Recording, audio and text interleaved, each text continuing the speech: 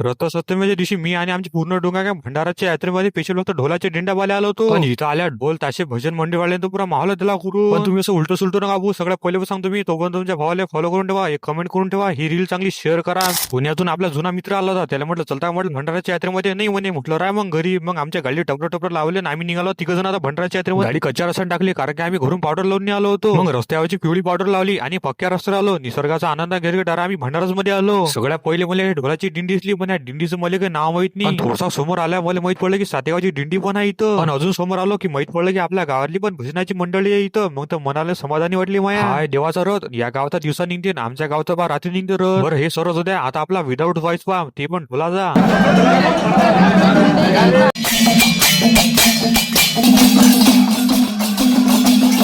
या पूर्ण दिंडीचा तुम्हाला व्हिडिओ पाहिजे असेल तर आपल्या युट्यूब चॅनल फोन घ्यायचा, लिंक आपल्या बायोमध्ये ठेवलेला आहे. हिंडून झालतो बोर. चला म्हटलं आता आपण यात्रा हिंडू जराशी. घ्या तर मला काही लागत नाही, पण चिल्लरपणा करायची मजा येते जरा. पाणीपुरीच्या दुकानात पाणीपुरी खाली काय आलो तर 10-15 मोठे मावशी जमा झाली. हा ब्लॉगर आहे म्हणून जा. आता त्याला कसं सांगू, आपली इनविन 4-5 फॉलोअर्स मोठं थोडं लहान जा सध्या. नागोबाच्या मंदिरात मस्तपैकी दर्शन वगैरे घेतलं आणि डबल आला आपल्या यात्रेच्या ठिकाणी. बस झालं म्हटलं जरा हिंडणं. आता जरा ऊसाचा रस पण घ्या. रसाचा ऊस घेऊन घरीच निघालो होतो. मंदिर आपल्याला ढोलाची दिंडी भेटली. मग त्याचे सिनेमॅटिक व्हिडिओ काढले आली तिवडे. पण अशा प्रकारे गेला आमचा आजचा दिवस. मला आजचा व्हिडिओ आवडला असेल तर आपल्याला फॉलो नक्कीच करा. मला भेटू मग दुसऱ्या व्हिडिओ मध्ये.